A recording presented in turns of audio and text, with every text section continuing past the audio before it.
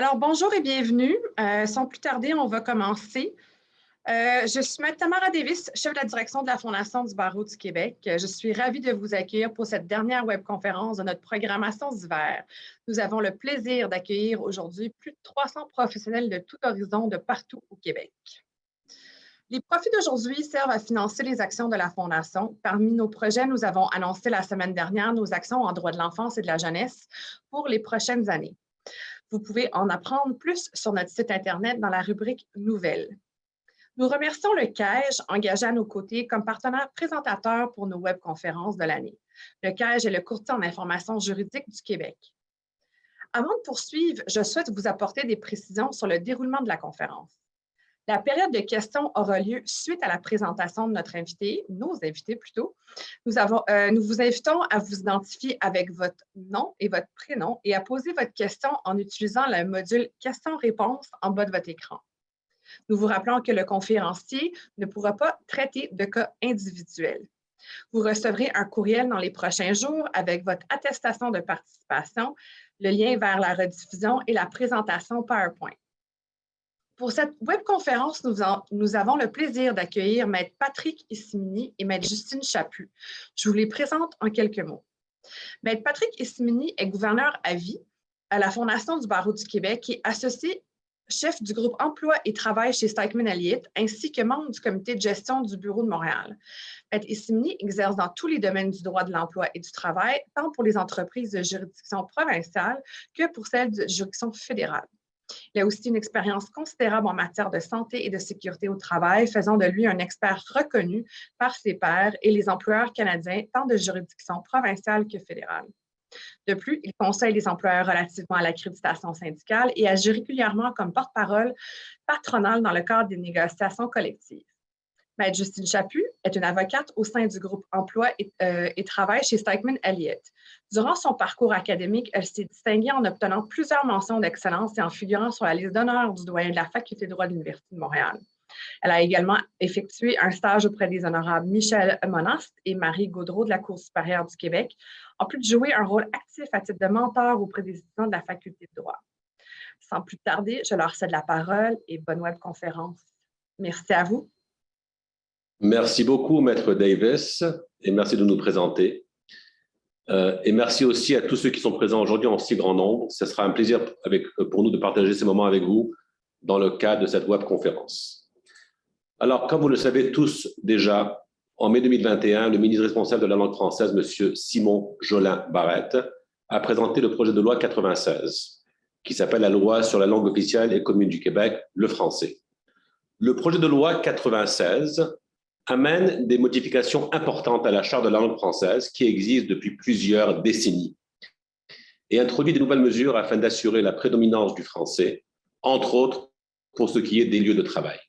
Aujourd'hui, on va vous présenter un aperçu général de ces modifications-là, toujours en lien avec le lieu du travail et non pas d'autres sujets qui, nous savons, font couler beaucoup d'encre ces temps-ci. Un point important, sur le travail, les notes explicatives du projet de loi indiquent ce qui suit. Le projet de loi propose plusieurs modifications à l'égard du français à titre de langue du travail. Il prévoit notamment les obligations applicables aux employeurs pour assurer le respect du droit des travailleurs à exercer leur activité en français. Il donne aux salariés le droit à un milieu de travail qui soit exempt de distinction, de discrimination ou de harcèlement lié à l'usage du français ou à la revendication d'un droit découlant de la Charte de la langue française. Il oblige les employeurs à prendre des moyens raisonnables pour éviter d'imposer l'exigence d'une connaissance d'une langue autre que le français pour accéder à un poste ou pour le conserver. Donc, ma collègue et moi aujourd'hui, on va vous parler un petit peu de toutes ces modifications. En termes d'ordre du jour aujourd'hui, on va vous parler un petit peu de la mise en contexte de ce projet de loi. Ensuite, on va aborder quelques statistiques qui ont été retenues par le gouvernement dans le cadre de ce projet de loi. Et finalement, nous allons aborder chacun des amendements importants qui portent sur les aspects suivants. Les communications avec le personnel, l'interdiction d'imposer des mesures de représailles, la connaissance spécifique d'une autre langue que le français, le milieu de travail exempt de discrimination et de harcèlement, les changements au processus de francisation qui maintenant va couvrir les employeurs avec 25 employés ou plus, Et finalement, je vais vous dire quelques mots sur la question de la juridiction fédérale provinciale en matière de questions linguistiques. Et évidemment, comme l'a dit Maître Davis, nous tenterons de garder quelques minutes à la fin pour répondre à des questions qui seront posées dans le cadre de cette conférence. Point important pour tout le monde, on parle d'un projet de loi et non pas d'une loi. Le projet de loi 96 est toujours à l'étape de l'étude détaillée et n'est pas encore adopté. Vous comprendrez donc, et on suit ces modifications depuis quelques jours et depuis quelques mois déjà, que le projet est toujours sujet à des modifications et on sait que plusieurs aspects qui débordent le cadre de notre conférence font les manchettes régulièrement. Maintenant, pourquoi ce projet de loi? Pourquoi est-ce important pour le gouvernement du Québec? Selon les données qui ont été publiées au soutien de cette décision d'adopter un projet de loi, on regarde d'abord le recensement de 2016 du gouvernement du Québec. Selon ce recensement, le poids démographique des francophones au Québec est en diminution. En effet, selon des analyses de l'Office québécois de la langue française, on va y référer comme étant l'Office dorénavant, on parle de 77% des Québécois qui ont le français comme seule langue maternelle, alors qu'en 1996, on parlait de 80,9%, donc une baisse d'à peu près 3,9%. De plus, sur l'île de Montréal, qui est une préoccupation particulière pour le gouvernement, c'est moins de la moitié de la population, soit à peu près 46%, qui déclarent avoir le français comme seule langue maternelle. Le gouvernement du Québec mentionne aussi avoir observé une diminution de l'usage du français de façon générale et il est très préoccupant pour notre gouvernement que notre province se bilinguise. Finalement, il ne fait pas de doute qu'aux yeux du gouvernement, la pandémie de la COVID-19 qui a démarré en mars 2020 a été révélatrice de l'importance d'une langue commune à la nation québécoise. La langue est un enjeu déterminant de toute bonne gestion de crise. Et pour le gouvernement, il est important de pouvoir communiquer avec leurs citoyens dans une langue afin de les informer, de leur donner des consignes à suivre, de les rassurer et de maintenir une certaine cohésion sociale et une confiance dans les autorités publiques. Et on le sait évidemment après 24 mois de pandémie. Ce sont donc, entre autres pour ces raisons, que le projet de loi 96 est né. Ce projet de loi vise à mettre à jour la charte de la langue française, mais aussi de rétablir le statut du français comme unique langue officielle du Québec. Maintenant, par rapport au travail spécifiquement, voici quelques statistiques qui ont été rapportées par l'Office. D'abord, ce sont 55,4% des travailleurs du Québec qui considèrent utiliser régulièrement l'anglais ou une autre langue que le français au travail. Sur l'île de Montréal, cette proportion atteint 74,4%, donc 3/4 des travailleurs à Montréal qui travaillent dans une langue autre que le français, l'anglais ou une autre langue. Finalement, à Montréal, encore une fois, 62,9% des entreprises exigent la connaissance de l'anglais à l'embauche. Pour le reste de la province, on parle d'à peu près 40%. Donc, ce projet de loi 96 souhaite donc assurer que la langue française soit la langue normale et habituelle du travail. Voici donc l'une des missions de ce projet de loi. Maintenant, dans les médias, vous savez qu'il y a plusieurs articles qui dénoncent certains amendements prévus par ce projet de loi. Il y a eu aussi beaucoup de mémoires qui ont été déposées par différents groupes. Évidemment, les groupes patronaux et les groupes d'employeurs ont une crainte que ces modifications puissent nuire à l'évolution du milieu des affaires et à l'attrait du Québec pour les investissements étrangers, notamment pour l'arrivée d'entreprises étrangères au Québec. Le milieu des affaires reproche notamment au projet de loi 96 d'imposer un fardeau administratif et financier qui est trop lourd, surtout pour les PME qui œuvrent au Québec, et de ne pas être assez nuancé dans son application. On va en discuter aujourd'hui. Le ministre Jolin Barrette essaye de rassurer le milieu des affaires et indique que son projet de loi ne vise pas à alourdir le fardeau administratif des entreprises. Il rappelle toutefois que ce qu'il veut, c'est que la langue du commerce soit le français et que le français soit la priorité. Alors, comment arriver à ça? ma collègue Maître Chaput va aborder certains des changements majeurs. Justine. Merci, Patrick. Donc, nous allons maintenant discuter des principales modifications prévues par le projet de loi 96 concernant la langue de travail. Donc, comme vous le savez sans doute, l'article 41 de la Charte prévoit déjà que les employeurs sont tenus de rédiger les communications qu'ils adressent à leur personnel, de même que les offres d'emploi ou de promotion en français. Le projet de loi 96 vient toutefois clarifier explicitement l'étendue de cette obligation en énumérant précisément des nouveaux éléments. Donc, on y retrouve par exemple les contrats individuels de travail conclus par écrit, les offres de mutation, les formulaires de demande d'emploi, les documents portant sur les conditions de travail, les documents de formation et également les communications écrites, incluant celles suivant la fin du lien d'emploi. Donc, à moins qu'un employé ait demandé expressément que ces communications lui soient transmises dans une autre langue que le français, ces documents devront être en français. Donc, aux yeux du gouvernement, l'ajout de ces éléments à l'article 41 de la Charte va permettre d'offrir des outils plus concrets afin d'assurer que les employeurs respectent le droit des employés d'exercer leurs activités en français.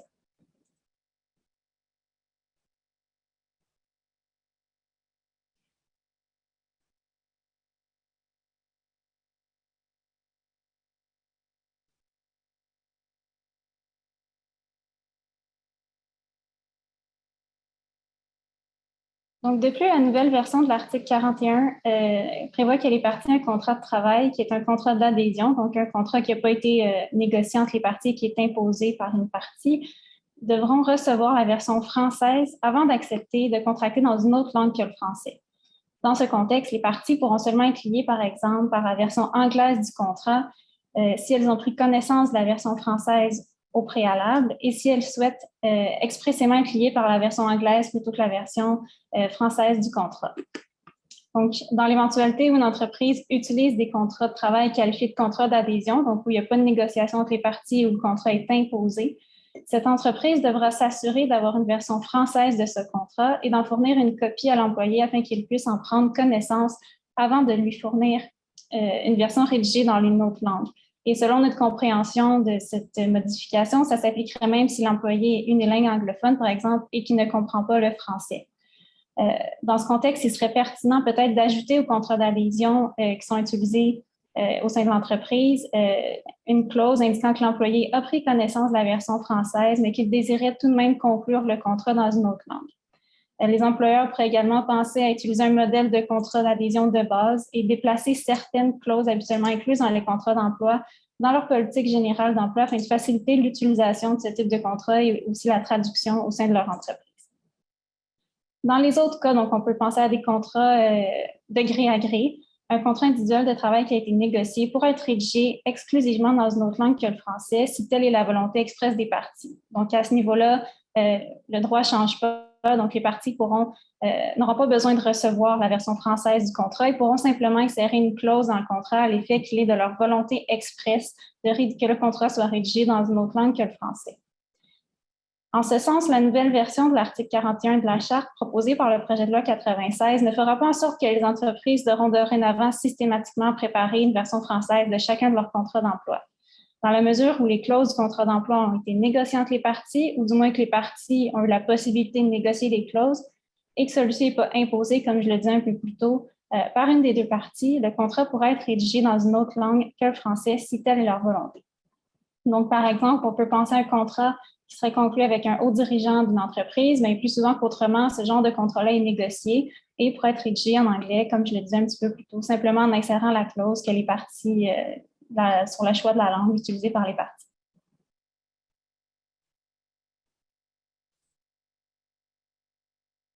Le projet de loi 96 offre également des nouvelles protections aux employés. Donc, le projet de loi ne modifie pas les règles prévoyant qu'il est interdit à un employeur de congédier, mettre à pied, rétrograder ou exercer des mesures de représailles ou imposer des sanctions pour la seule raison que l'employé ne parle pas français ou ne possède pas une connaissance suffisante d'une autre langue que le français.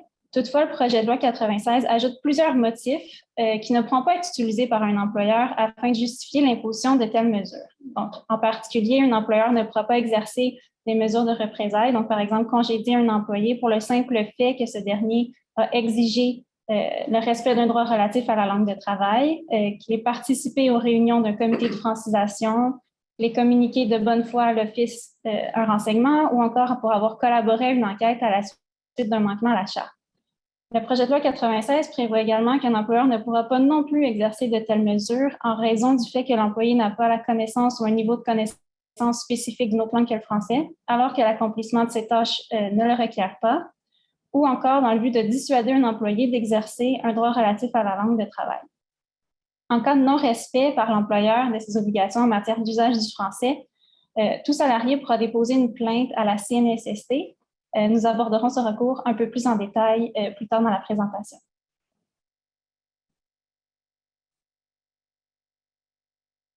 Donc, l'article 46 de la Charte, qui interdit à un employeur d'exiger la connaissance d'une autre langue que le français pour accéder à un emploi ou un poste, fait aussi l'objet de modifications par le projet de loi 96. Donc, la Charte prévoit actuellement qu'un employeur peut exiger cette connaissance s'il est en mesure de démontrer que l'accomplissement des tâches de l'employé nécessite cette connaissance. Or, le projet de loi 96 vient renforcer le fardeau de l'employeur en ajoutant que même dans les circonstances où une telle connaissance s'avère nécessaire, l'employeur devra au préalable avoir pris tous les moyens raisonnables pour éviter une telle exigence.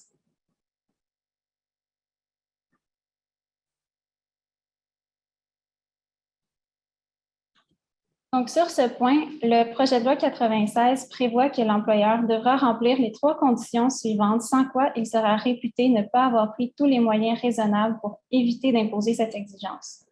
Donc, l'employeur devra évaluer les besoins linguistiques réels associés aux tâches à accomplir, s'assurer que les connaissances linguistiques déjà exigées des autres membres du personnel étaient insuffisantes pour l'accomplissement des tâches de cet employé, et restreindre le plus possible le nombre de postes auxquels se rattachent des tâches dont l'accomplissement nécessite la connaissance ou un niveau de connaissance spécifique d'une autre langue que le français. Dans l'éventualité où un employeur n'est pas en mesure de faire cette démonstration, donc de démontrer qu'il a pris les moyens raisonnables pour éviter d'imposer cette exigence, le fait d'avoir exigé la connaissance d'une autre langue ou un niveau de connaissance spécifique d'une autre langue que le français sera assimilé à une pratique interdite en vertu de la Charte, qui pourrait être susceptible de réparation. Par conséquent, les employeurs du Québec auront vraisemblablement à revoir leur processus d'embauche et leurs affichages de postes afin de s'assurer de répondre aux nouvelles exigences de la Charte quant à la nécessité de connaître une autre langue que le français.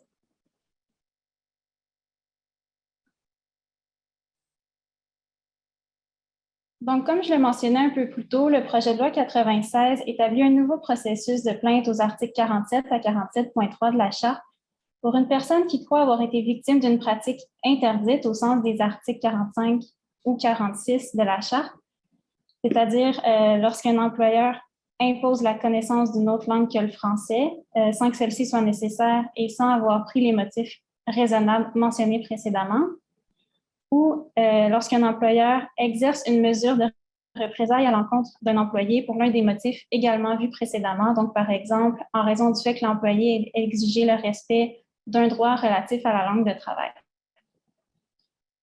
Comme vous le savez peut-être, la Charte prévoit actuellement qu'une personne victime d'une pratique interdite peut déposer une plainte directement au TAT dans les 30 jours suivant l'événement. Or, en vertu du projet de loi 96, une personne victime d'une telle pratique interdite pourra désormais déposer une plainte à la CNSST dans les 45 jours suivant l'événement. Donc, le projet de loi 96 apporte des modifications non seulement à l'organisme gouvernemental qui est en charge de recevoir les plaintes, mais également quant au délai à l'intérieur duquel une plainte pourra être déposée. Nous notons également que ce processus de plainte est calqué sur le processus de plainte pour pratique interdite en vertu de la loi sur les normes du travail. Donc, la CNSST pourra, avec l'accord des parties, nommer une personne qui tentera de régler la plainte et si aucun règlement n'intervient, la plainte sera déférée au TAT et ce sont alors les dispositions pertinentes du Code du travail qui s'appliqueront. La CNSST pourra également représenter un employé qui ne fait pas partie d'une association de travailleurs dans le cadre de ce recours. Je vais maintenant laisser la parole à mon collègue Maître Simini qui va nous parler de certaines inquiétudes soulevées lors de la consultation en commission parlementaire.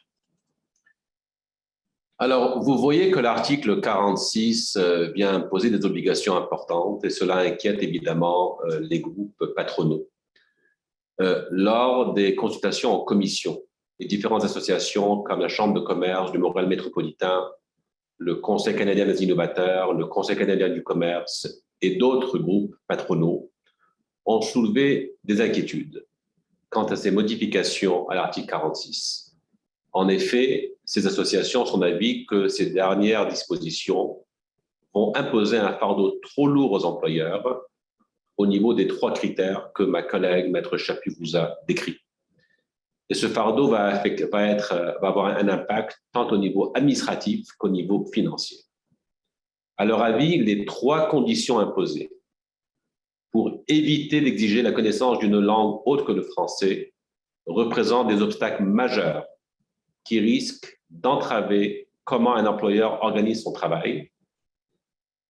Cela va aussi affecter les relations du travail et imposer un lourd fardeau administratif et financier aux entreprises de toute taille au Québec. Selon elle, cela est particulièrement vrai dans le cas des PME, car pour une PME, ces démarches vont être lourdes et complexes, vont obliger l'employeur à analyser chaque poste auquel est attachée une exigence linguistique. On peut aussi imaginer que dans des entreprises où les salariés sont syndiqués, cela aura aussi un impact sur les relations de travail collectives.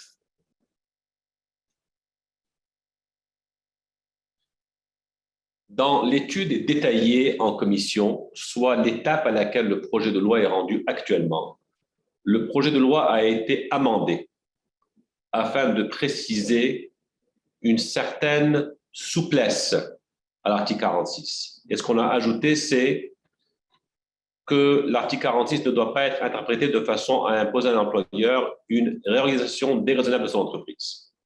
Lors des discussions parlementaires portant sur ces amendements, le ministre a mentionné précisément qu'il ne s'attendait pas à ce que les employeurs du Québec modifient de façon complète comment l'entreprise fonctionne à l'interne pour satisfaire l'article 46 et 46.1 tel que modifié.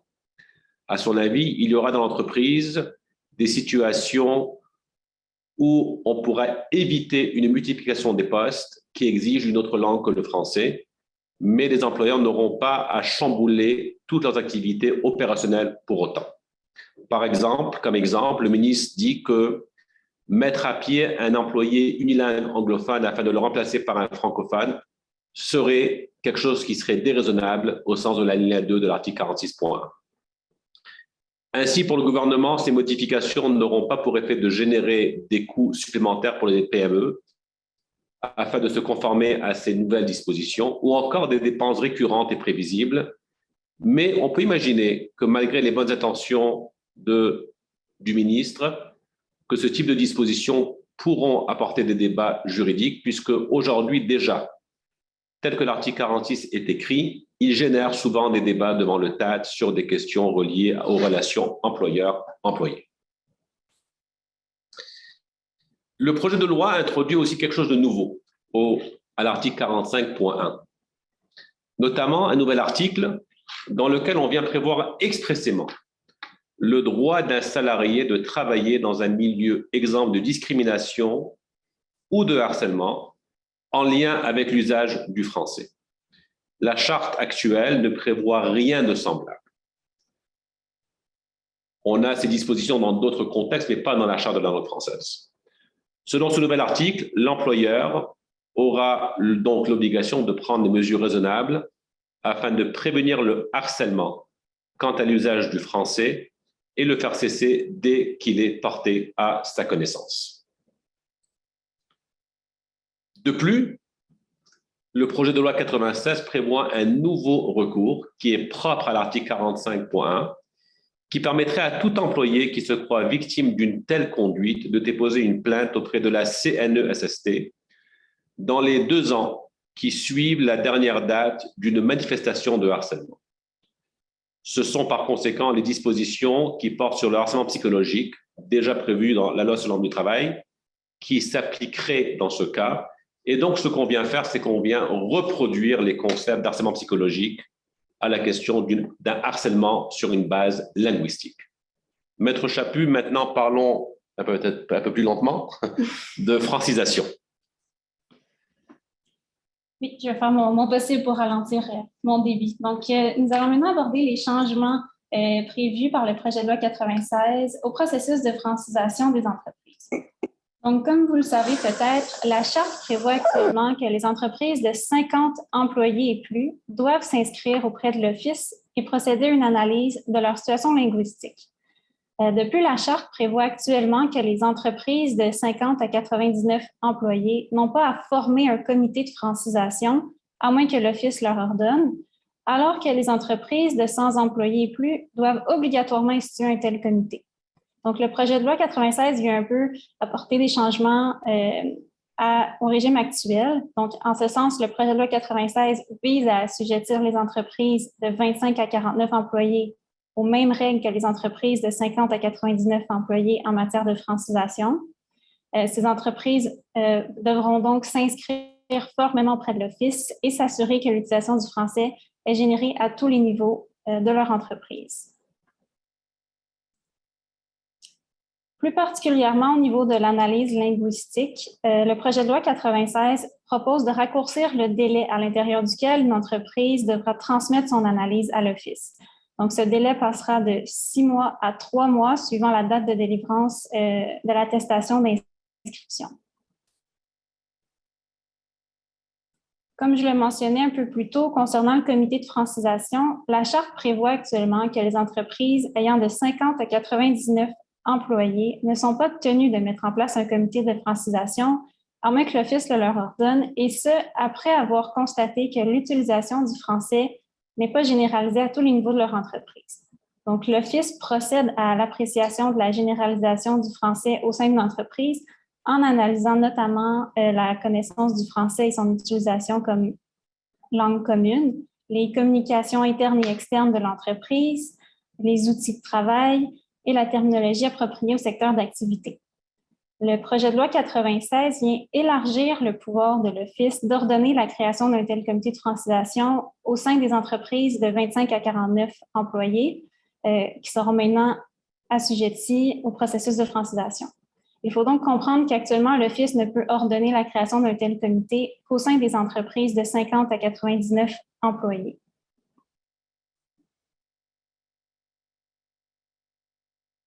Donc, afin de déterminer si une entreprise est soumise au processus de francisation et lui permettre de connaître ses obligations en vertu de la Charte, il est aussi pertinent de s'interroger sur la manière de calculer le nombre de personnes dans une entreprise au fin de la Charte. Donc, tout d'abord, il ne faut pas confondre le concept d'entreprise avec celui d'établissement. Donc, ce que ça veut dire, c'est qu'il faut additionner les employés des différents établissements de l'entreprise situés au Québec et l'entreprise n'aura pas à obtenir en fait qu'un seul certificat de francisation pour l'ensemble de ces établissements et non un par établissement.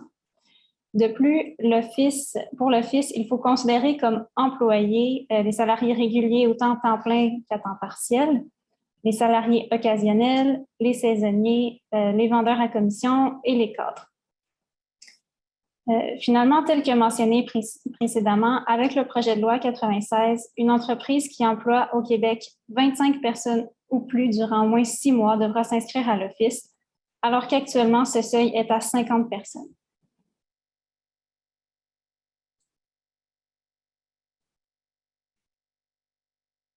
Le projet de loi 96 prévoit également d'introduire un nouvel article à la Charte afin de préciser explicitement le rôle et les responsabilités du comité de francisation.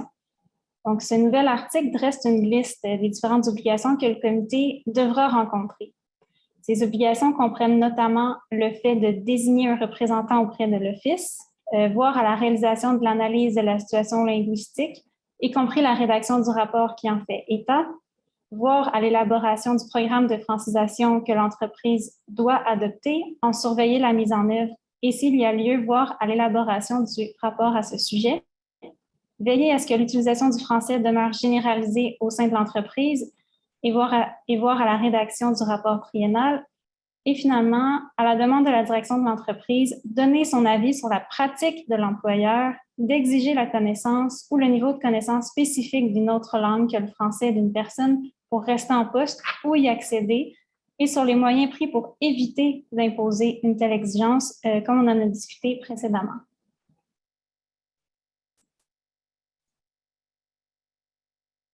Donc, en plus des obligations dont nous venons de discuter, le projet de loi 96 apporte également des modifications aux obligations du comité qui sont actuellement prévues à la charte. Donc, la charte prévoit actuellement que le comité de francisation doit se rencontrer tous les 6 mois.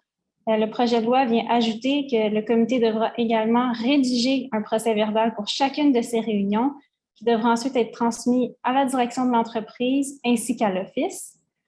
La charte prévoit également actuellement que le comité de francisation doit fournir une liste des membres du comité de francisation à l'Office. Le projet de loi 96 vient encore une fois ajouter que cette liste doit être aussi transmise au personnel de l'entreprise.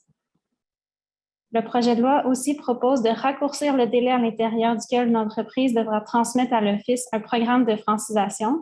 Donc, sous la charte actuelle, comme on la connaît, lorsque l'Office détermine que l'utilisation du français n'est pas généralisée au sein d'une entreprise, l'Office lui envoie un avis pour qu'elle adopte un programme de francisation. Donc, avec le projet de loi 96, ce délai pour compléter et transmettre le programme de francisation à l'Office passera de 6 à 3 mois suivant la réception de l'avis. Donc, par ailleurs, sous la charte actuelle, une entreprise qui a dû adopter un programme de francisation doit remettre à l'Office des rapports sur la mise en œuvre de son programme tous les 24 mois dans les cas où l'entreprise emploie moins de 100 employés et tous les 12 mois si elle emploie 100 personnes ou plus. Le projet de loi vient uniformiser la fréquence de transmission de ces rapports à 12 mois et ce, sans égard au nombre d'employés qui travaillent au sein de l'entreprise. Concernant la permanence de la francisation au sein d'une entreprise, la charte prévoit actuellement que lorsqu'une entreprise est titulaire d'un certificat de francisation, elle doit remettre à l'Office tous les 3 ans un rapport. Donc, on connaît aussi ce rapport-là sous le nom de rapport triennal concernant l'évolution de l'utilisation du français au sein de l'entreprise. Le projet de loi 96 prévoit que si l'Office estime après examen du rapport triennal que l'utilisation du français n'est plus généralisée à tous les niveaux, il pourra lui ordonner d'élaborer et de mettre en œuvre un plan d'action pour remédier à la situation. L'Office devra au préalable notifier l'entreprise par écrit et lui accorder un délai d'au moins 15 jours pour présenter ses observations. L'entreprise disposera alors de 2 mois pour soumettre son plan d'action à l'Office.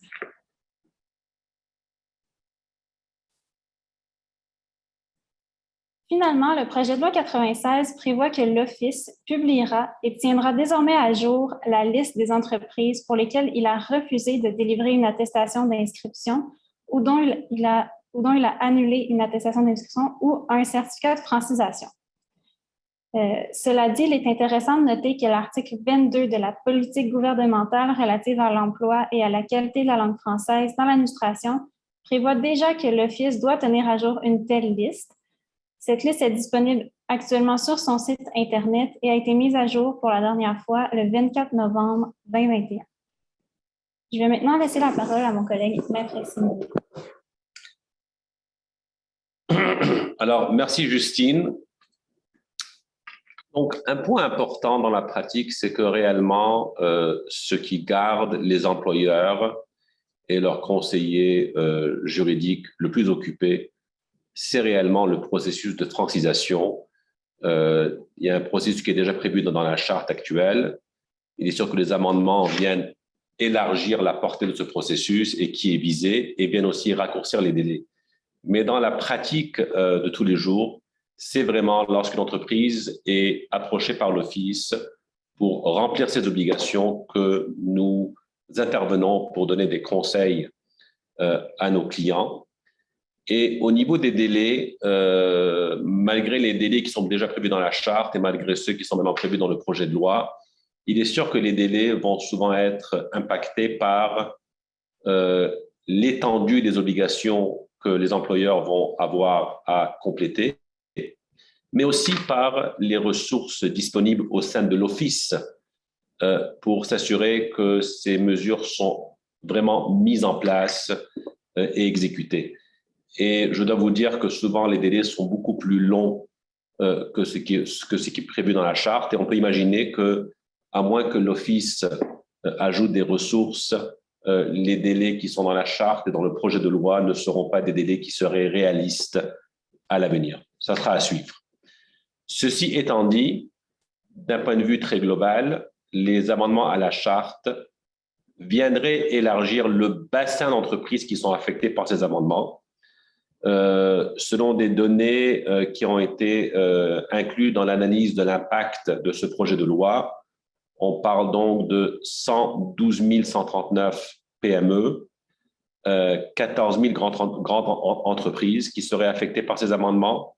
Au total, on parle de 3,5 millions d'employés et en termes de valeur financière, on touche à 285 milliards de dollars du PIB du Québec. Donc, une fois que les amendements seront en vigueur, la majorité de nos employeurs au Québec seront effectivement impactés et auront à se poser des questions sur comment se conformer. Ce que je vous dirais, c'est les employeurs qui ne sont jamais vraiment préoccupés de la charte, qui n'ont jamais fait l'objet d'une plainte, qui n'ont jamais été approchés par l'Office, il serait peut-être le temps aujourd'hui pour vos clients employeurs de se poser la question aujourd'hui même, est-ce qu'ils sont conformes à la charte au lieu d'être en mode rattrapage lorsque les amendements vont rentrer en vigueur, il serait bien de se poser la question aujourd'hui même, est-ce que selon les dispositions qui s'appliquent aujourd'hui, je suis en conformité ou non? Passons maintenant sur la question un peu plus sensible de l'entreprise fédérale. Comme vous le savez, il y a des entreprises de juridiction fédérale.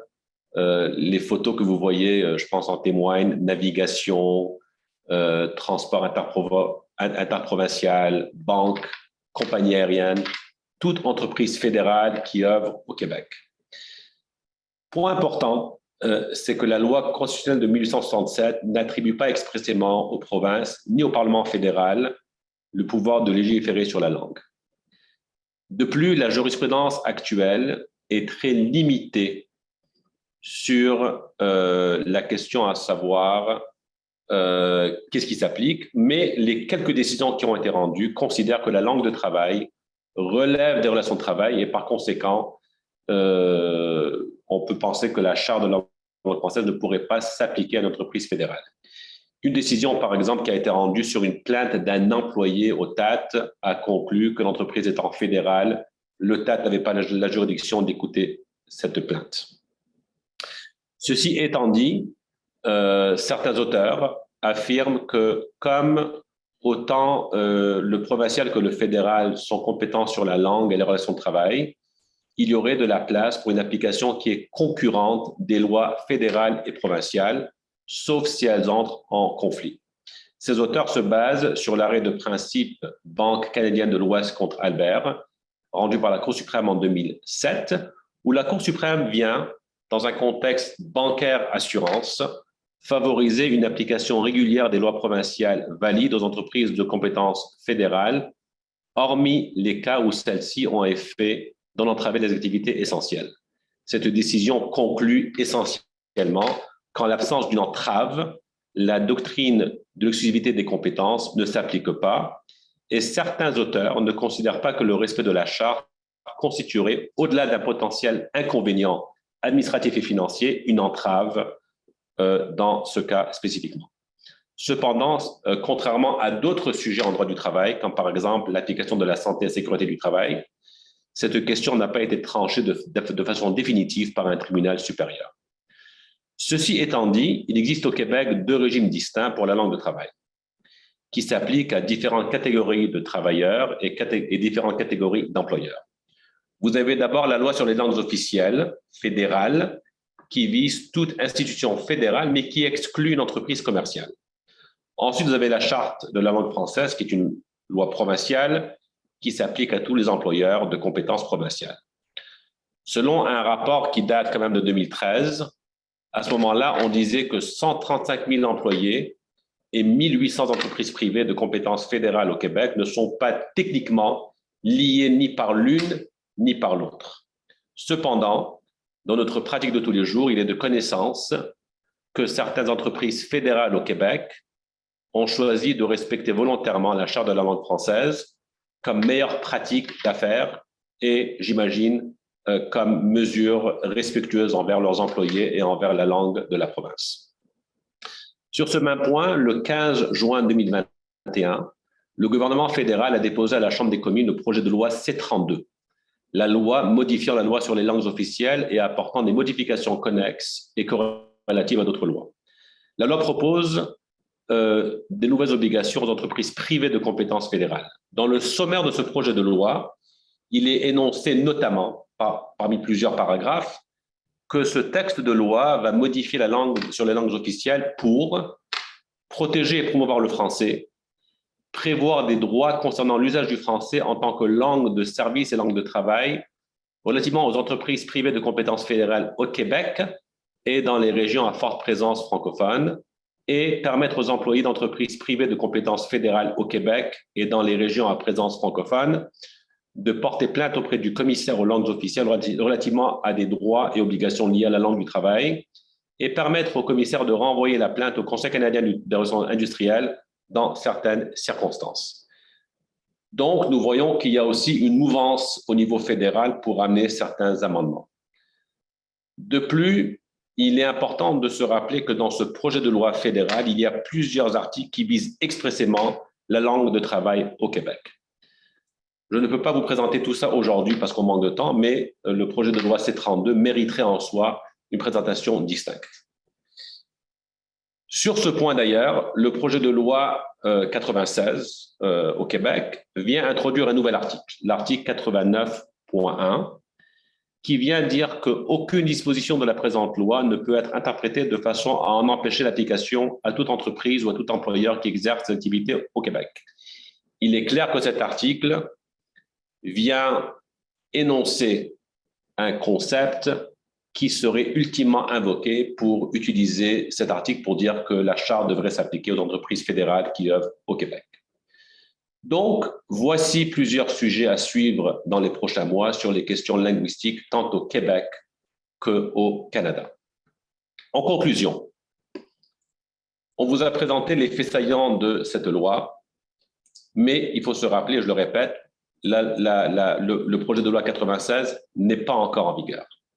Et la date d'entrée en vigueur n'est pas encore connue et demeure incertaine.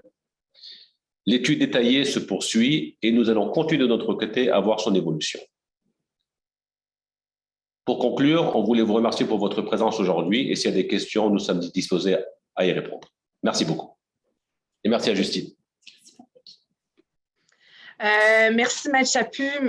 Merci, Maître Essimini, pour votre présentation super intéressante sur le projet de loi. Je rappelle aux participants et participantes d'utiliser la rubrique questions-réponses en bas de votre écran. Pour taper votre question, on vous demande également de vous identifier afin qu'on puisse vous nommer. Je vais commencer tout de suite avec la question, puis je ne vais pas dans un ordre particulier, mais la question de Maître Annie Tremblay, parce que vous aviez fait référence en parlant des entreprises fédérales. Mais lorsqu'on parle d'entreprise, j'imagine qu'elle inclut les organismes publics, ce que vous avez dit. Par contre, moi, je vais pousser la question plus loin et vous demander, est-ce que dans les entreprises privées, les PME, est-ce que ça comprend les OBNL, les organismes de charité? Est-ce que jusqu'où on étend la définition d'entreprise, en fait? Il est clair que la charte s'applique à tout employeur, donc indépendamment du statut corporatif ou de la mission, les obligations sont les mêmes du moment où un employeur a des employés. Il doit respecter les dispositions de la charte. Parfait, merci beaucoup. Je vais avec la question maintenant de Sivina Yankovic. Lorsque plusieurs entités sont sous le même contrôle, est-ce que le nombre d'employés se calcule séparément pour chaque entité ou bien comme un tout? Je pense que c'est un sujet que ma collègue Maître Chaput a adressé. Peut-être que tu veux y revenir là-dessus, un petit peu sur le calcul du nombre d'employés. Donc, c'est vraiment le nombre d'employés total, dans le fond, de l'entreprise. Donc, c'est pas par établissement, mais c'est vraiment au niveau de la masse au complet là, des employés. Là. Donc, la question, c'était principalement, je crois, votre question, c'était principalement sur les entités, c'est bien ça? Oui, exactement. Donc, c'est ça. Donc, j'imagine que si une entité a son propre NEQ et une entreprise distincte à ce moment-là, c'est les entreprises de cet employé-là, de cette entreprise-là, du NEQ, dans le fond, qu'il faudrait qu'il faudrait compter. Si dans la mesure où c'est la même entreprise portant la même identité juridique, là, si vous voulez, la même personnalité juridique pour tous ces établissements ou ces entités, dans ce moment-là, ça serait effectivement le même nombre qu'il faudrait compter. Si on peut donner un exemple, dans les lois du travail, nous allons souvent retrouver le concept d'entreprise et le concept d'établissement. Donc, par exemple, quand on parle de licenciement collectif, on va faire un calcul par établissement. La charte, c'est vraiment une vue plus globale de l'entreprise. Alors, si par exemple, je prends une entreprise qui est dans la vente au détail et qui a plusieurs établissements, mais c'est une entreprise qui a plusieurs magasins, on regarderait l'entreprise. Parce que pour ce qui est du calcul du nombre d'employés, c'est vraiment l'entreprise qu'on regarde. Il y a d'autres situations dans les lois du travail où on regarde l'établissement en matière de santé et sécurité au travail, en matière de calcul pour les licenciements collectifs, mais là, ça serait vraiment l'entreprise. Parfait, merci beaucoup. Écoutez, je vais aller avec une question qui reste quand même assez d'actualité, en lien avec le télétravail. Donc, attendez, je vais juste remonter mon curseur pour la… OK. De Pascal Robillard, je vais retrouver le nom. Donc, Pascal Robillard nous pose la question, avec l'avènement du télétravail, êtes-vous d'avis que la Charte s'appliquera à un employeur basé à l'extérieur du Québec sans aucun établissement au Québec, mais avec des employés en télétravail de manière permanente à leur domicile au Québec? C'est vraiment une question qui est vraiment intéressante, surtout avec le télétravail qui prend de plus en plus de place chez nous. Votre question est intéressante dans la mesure où un employeur qui est un employeur étranger, qui n'a pas d'entreprise au Québec, mais qui a des employés au Québec, moi, je serais d'avis qu'il n'y aurait pas de juridiction extraterritoriale pour que l'Office puisse aller appliquer la charte à une entreprise qui n'a aucune attache au Québec à part des employés en télétravail. Je ne dis pas que l'Office ne va pas essayer. Ça veut dire que si un employé se plaint qu'il n'a pas les outils logiciels, qui reçoit des communiqués qui ne sont pas en français, je ne peux pas dire que l'Office n'essaierait pas d'envoyer une lettre à cette entreprise-là, mais la difficulté d'application des mesures à la charte, comme par exemple le pouvoir d'enquête, le pouvoir d'imposer des amendes, serait plus compliqué. On le voit des fois avec des entreprises qui ont des sites web, ça n'a rien à voir avec le travail, mais vous savez que la charte prévoit des dispositions sur la langue du commerce, et il y a déjà eu des débats sur les sites web qui sont uniquement en anglais, accessibles aux consommateurs québécois, donc ça devrait être en français, et il y a eu des défis par rapport à imposer certaines obligations à des entreprises qui ont des activités online au Québec, mais qui n'ont pas d'attache ni d'établissement au Québec. Donc, ça serait quelque chose qui, à mon avis, serait difficile d'application si l'entreprise n'a aucune attache au Québec. Merci pour votre réponse. Je vais maintenant un peu dans le même sens avec la question de Marc-Alexis Laroche. Si un employeur assujetti souhaite procéder au recrutement à l'international, devrait-il être en mesure de démontrer qu'il a également effectué des affichages de postes en français au préalable? Donc, c'est encore pour le recrutement d'employés internationaux, mais d'entreprises québécoises. Tu as juste précisé la question, excusez-moi. Si un employeur québécois, donc un employeur assujetti à la charte, souhaite procéder au recrutement à l'international, devrait-il être en mesure de démontrer qu'il a également effectué des affichages de postes en français au préalable? Okay. La question qui est posée touche un petit peu aussi aux questions de permis de travail et d'immigration, parce que vous savez que pour faire venir des travailleurs étrangers, je ne suis pas un expert en immigration, mais il faut pouvoir démontrer qu'il y a une pénurie pour ce poste-là, particulièrement au Québec. Donc, il y a déjà un obstacle au niveau de l'immigration d'aller chercher quelqu'un à l'extérieur quand il y a de la disponibilité au Québec. Mais il est certain pour nous que l'exigence par rapport à la francisation de l'entreprise et par rapport à l'embauche de quelqu'un qui connaît une autre langue que le français s'appliquerait de la même façon que ce soit le recrutement d'un travailleur étranger qu'un travailleur localement. Les critères pour l'employeur ne changent pas et les obligations ne changent pas. Parce que ce que le projet de loi vise à faire, et en passant, la charte existe depuis des décennies, je pense 44 ans. Il y a des principes directeurs qui ne changent pas dans la charte. Les amendements viennent préciser certaines choses, viennent viennent énumérer certaines choses, mais l'essentiel est encore là. Le but de la Charte de la langue française, c'est que la langue du travail soit de façon principale le français. Les protections de la Charte sont là pour protéger un employé qui se ferait dire « je ne t'embauche pas parce que tu ne parles pas anglais ». Alors, les principes sont encore les mêmes. Les amendements viennent juste réaffirmer et, si vous voulez, énumérer certaines choses. Alors, pour moi, la question est claire et la réponse est oui. Parfait. Et juste pour conclure sur ce sujet-là, on a une question d'Ariane sans regret. Elle a fait référence au premier volet de la question quand on a parlé de télétravail. Elle dit « Il y a des questions ici de contrat avec des employés. Qu'en est-il de contrats avec des fournisseurs ou prestataires de services à l'étranger? Doit-il être rédigé également en français? » Donc, si une entreprise québécoise retient les services d'une entreprise américaine, admettons, est-ce que le contrat doit être rédigé en français?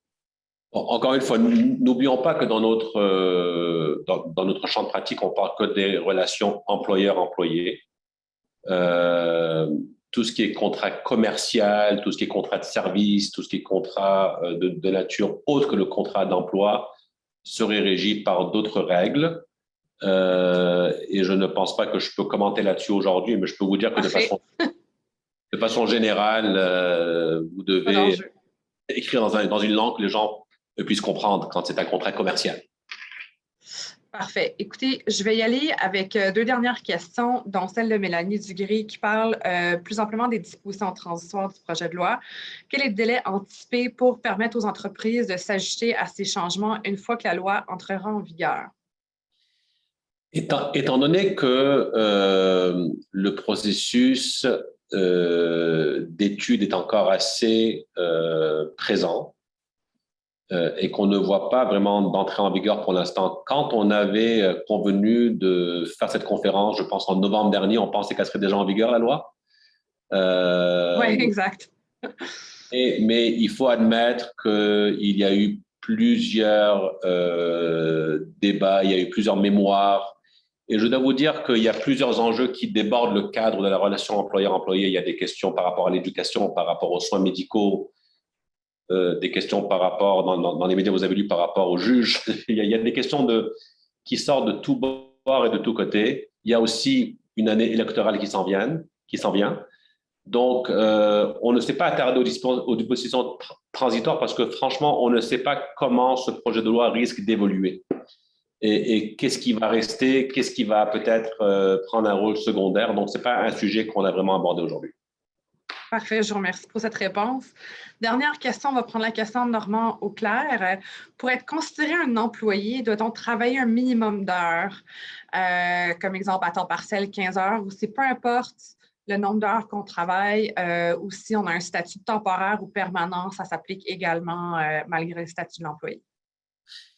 Je vous dirais que la réponse est simple. Un employé, c'est un employé. Donc, dès que quelqu'un est à votre emploi, et qu'il reçoit une rémunération pour le travail qu'il rend, c'est un employé, qu'il soit un employé à temps partiel, un employé sur appel, un employé surnuméraire, etc., ça reste un employé. Mais c'est sûr que cette question soulève un point important. Il y a souvent des débats sur qui est un employé. On voit ça souvent dans d'autres forums, sur des questions, par exemple, fiscales, de fiscalité. On le voit, des questions de syndicalisation. Est-ce que la personne est un employé ou pas? Question d'agence de placement, ça c'est un gros sujet au Québec avec certains amendements qui ont eu lieu en 2020. Mais à ma connaissance, il n'y a jamais eu de débat au niveau de la charte de la langue française sur la notion d'employé. Il n'y a jamais eu de débat où une entreprise a dit « ben non, j'avais vraiment 49 employés parce que j'avais 2 consultants ». Ce n'est pas quelque chose qui va arriver au sens de la charte parce que c'est pas vraiment la nature de ce qui arrive lorsqu'il y a une enquête de l'Office.